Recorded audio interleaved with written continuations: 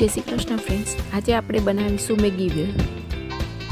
સૌપ્રથમ મેગીના પેકેટમાંથી મસાલોનું પેકેટ કાઢીને મેગીના રેપરમાં જ ટુકડા કરવા। મેગીને પેનમાં લઈને લાઇટ ગુલાબી રંગની થાય ત્યાં સુધી શેકવી। મેગીને કોરી જ શેકવી, કડક થાય ત્યાં સુધી શેકવી।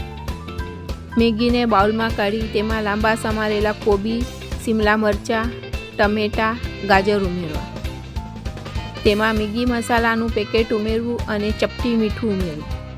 તેમાં આપણે શેઝવાન સોસ તથા ટમેટો કેચઅપ ઉમેરવું, બરોબર મિક્સ કરવું। આપણને જે પ્રમાણે તીખાશ ગમે એ પ્રમાણે આપણે શેઝવાન સોસ ઉમેરવું।